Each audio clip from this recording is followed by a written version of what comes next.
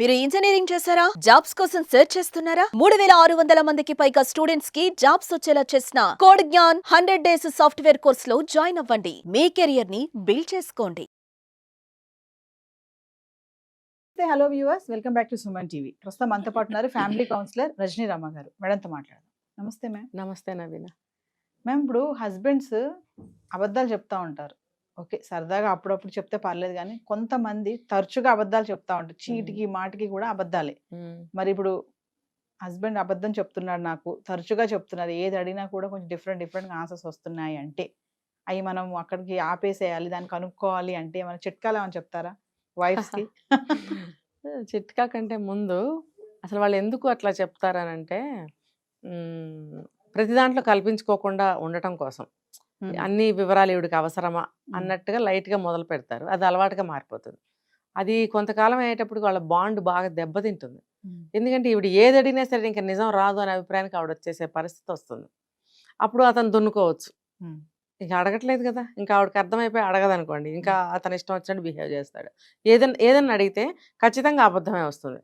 ఇవన్నీ చూసి ఇంట్లో పిల్లలు కూడా నేర్చుకుంటారు. పిల్లలకు కూడా అబద్ధాలు వచ్చేస్తాయి. అయితే ఈ అబద్ధాల వల్ల లాభం ఏంటి నష్టం ఏంటి అని అంటే, లాభం నష్టం అని కూడా చెప్పుకోలేం. దీని అబద్ధాలే ఎందుకు చెప్పాలి, ఇంకో రకంగా చెప్పుకోవచ్చు కదా. ముందు ఇది చెప్పుకుందాం.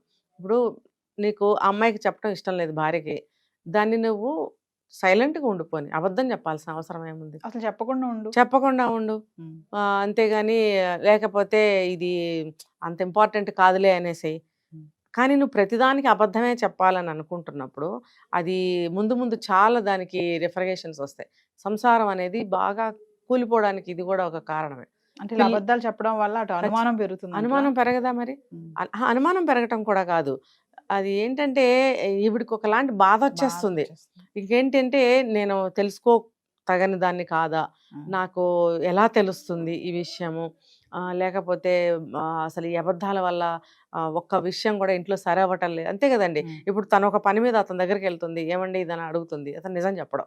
అప్పుడు ఇది చేయాలనుకున్న పని ఏమవుతుంది? ఏదన్నా కానివ్వండి, ఒక విషయం గురించి అడగాలని వెళ్తుంది, అదేదో తెలిస్తే తను ఫర్దర్గా దాని మీద ఏదన్నా చేయొచ్చు, యాక్షన్ తీసుకొని తను చేయవలసింది అని చెప్పి వెళ్ళి అడిగితే అక్కడ సరైన నిజం రాలేదనుకోండి, ఈవిడ ఏ అభిప్రాయంతో ఆ పని చేయగలదు? అంటే తను ఈ పని ఎలా చేయగలదు? ఇతను అడిగి చేద్దాము అని అనుకున్నప్పుడు అతను సరైన జవాబు చెప్పలేదు, అబద్ధాలు చెప్పాడు, అతని జవాబు మీద ఆధారపడి ఉన్న విషయం అనుకోండి, తను ఆ పనిని ఎలా చేయగలుగుతుంది? అది చేయలేదు. ఇంకా ఆవిడ సొంతంగా ఆలోచించుకుని తెలియగలదైతే ఏదో ముందుకెళ్ళాలి, లేదా డిపెండెంట్ అనుకోండి, ఏమైపోతుంది? ఇవంతా కూడా పిల్లలు నేర్చుకుంటారు, ఖచ్చితంగా నేర్చుకుంటారు. కాబట్టి అబద్ధాలు అనేవి చాలా చేటని నేను చెప్తున్నాను. మేడం, అయితే ఓకే, బాగుంది ఇక్కడ వరకు. ఇప్పుడు అబద్ధాలు అనుమానం అడిగాను కదా నేను, కొంతమంది దగ్గర ఫ్యామిలీస్లో నేను కూడా చూశాను, ఇలా అబద్ధాలు చెప్పడం వల్ల అటువైపు వైఫ్కి లేనిపోని డౌట్స్ వస్తూ ఉంటాయి.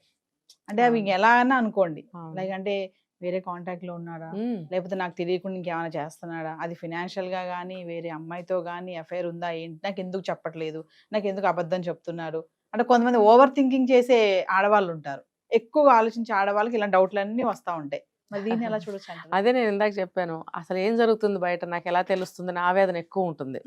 ఇప్పుడు ఒక ఇంటికి సంబంధించినంత వరకు భార్యాభర్తలు ఇద్దరికి తెలియాలి కదా అన్ని విషయాలు. కొన్ని విషయాలు భార్యకి తెలిసినా తెలియపోయినా లాభం నష్టం రెండూ ఉండవు. అలాంటి ఓకే, ఎవరైనా యాక్సెప్ట్ చేస్తాం. కానీ సాధారణంగా ప్రతి విషయం ఇద్దరికి తెలిసి ఉంటుంది ఇంట్లో, కానీ అతను ప్రతిదీ దాయటానికి ప్రయత్నిస్తాడు. ఫర్ ఎగ్జాంపుల్ డబ్బుల విషయం అనుకోండి, అది అన్ని చెప్పాల్సిన అవసరం లేదు, ఎందుకంటే డబ్బులు ఇంత ఉన్నాయని చెప్తే ఆవిడ ఏదైనా అడగచ్చు, అలాంటివి చెప్పచ్చు. లేదు అతనికి ఏదైనా బిఫోర్ ఏదైనా అఫైర్స్ ఉన్నాయి అనుకోండి, అలాంటివి పెళ్ళైన తర్వాత భార్యకి చెప్పాల్సిన అవసరం లేదు, దానివల్ల గొడవలు వస్తాయి. కాబట్టి ప్రస్తుతం జీవితం బాగానే ఉంది కదా, అవన్నీ తవ్వుకొని మనం గొడవలు ఎందుకు అని మంచి పద్ధతిలో అయితే ఓకే. అసలు దాన్ని అబద్ధం ఎందుకు చెప్పాలి, దాన్ని తప్పించి ఇంకో రకంగా జవాబు చెప్తే నువ్వు అబద్ధం చెప్పలేదన్న తృప్తి నీకు ఉంటుంది, ఆవిడకి ఉంటుంది కదా. మీరు అన్నట్టు అది అనుమానాలకి దారితీస్తుంది ఏదైనా సరే. ఇప్పుడు అబద్ధాలు ఆడేవాడికి చాలా మెమరీ ఉండాలి. అవును. ఇంకొకటి, ఒక అబద్ధం ఆడినాడు 100 అబద్ధాల వరకు ఆడుకుంటూ వెళ్ళాలి. 100 అంటే అది లిమిట్ ఏం కాదు, ఇంకా లైఫ్ చేసుకుంటూ వెళ్ళాలి కదా. కాబట్టి ఒక అబద్ధం ఆడితే 1000 అబద్ధాలు ఆడాలి, 100 అబద్ధాలు ఆడాలి.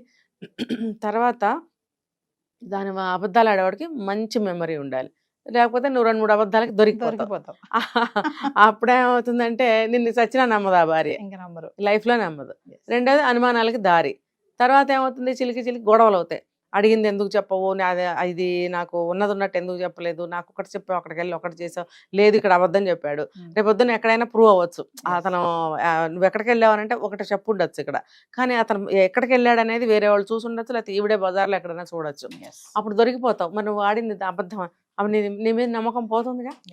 అంటే అబద్ధాలు ఆడితే ఏమవుతుందంటే మెయిన్గా నమ్మకం పోతుంది, నీ మీద నమ్మకం పోతుంది, భరోసా పోతుంది, ఆటోమేటిక్గా గౌరవం కూడా పోతుంది, నీ మీద చులకన భావం ఏర్పడుతుంది. అందుకని అబద్ధాలు ఆడాల్సిన అవసరం లేదు.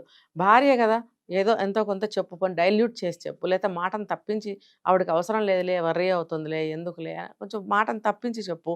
అంతేగాని ప్రతి దానికి నోరిపితే అబద్ధం అనమాట. అంటే కొంతమంది ప్రత్యేకంగా అబద్ధాలు ఆడటానికి కారణం అంటే వాళ్ళు చేసే ఏ పనులు ఇంట్లో తెలియకూడదు. దొంగ పనులు, వెధవ పనులు, దరిద్ర పనులు, నీచ పనులు ఏవేవో ఉంటాయి కొంతమందికి. అవన్నీ ఇంట్లో తెలుస్తాయని చెప్పి భార్యకి అసలు బయట మ్యాటర్స్ ఏవి ఇంటి దగ్గర చెప్పరు. తను మాట్లాడాల్సి వస్తే ప్రతిదీ కాన్ఫిడెన్షియల్గా దాచిపెట్టి మాట్లాడుతూ ఉంటాడు అనమాట. ఎందుకంటే భార్య ఇంట్లోనే పడి అణిగి మణిగి ఉండాలి. ఈయన బయట జరిపే విషయాలు ఏమి ఆవిడకి తెలియకూడదు. తెలిస్తే మళ్ళీ అడుగుతుందేమో అని చెప్పి ఆమెను అణిచి ఉంచుతాడు ఇంట్లో. అలాంటి భార్యలు ఎదురుపడి కూడా అడగలేరు. దీనివల్ల ఆటోమేటిక్గా వాళ్ళిద్దరి మధ్యన బాండే పోతుంది. అసలు పిల్లలన్నీ నేర్చుకుంటారు. పిల్లలు కూడా అన్ని అబద్ధాలు చెప్పడం మొదలు పెడతారు. నీకు అర్థమవుతూనే ఉంటుంది పిల్లలు అబద్ధం చెప్తున్నారు అని. నువ్వు అబద్ధాలు ఆడటం వల్లే పిల్లలు అబద్ధాలు ఆడుతున్నారని కూడా నీకు కూడా అర్థమవుతుంది కొద్ది రోజులకి. అదనప్పుడు కనీసం యాజ్ ఎర్లీ యాజ్ పాసిబుల్ మేల్కొని కొంచెం పద్ధతి మార్చుకుంటే బాగుంటుంది. లేదనుకోండి టోటల్ ఫ్యామిలీ అబద్ధాలు చెప్తుంటే ఆ ఇళ్ళకి అబద్ధం చెప్పడం అలవాటు లేదనుకోండి, ఆవిడ ఎంత సఫర్ అవుతుంది. ఇక ఎవరికి ఏం చెప్పే పరిస్థితి ఉండదు. ఎవడి పాటికి వాడు అబద్ధాలు చెప్పుకుంటూ పని గడుపుకొని వెళ్ళిపోతూ ఉంటారు.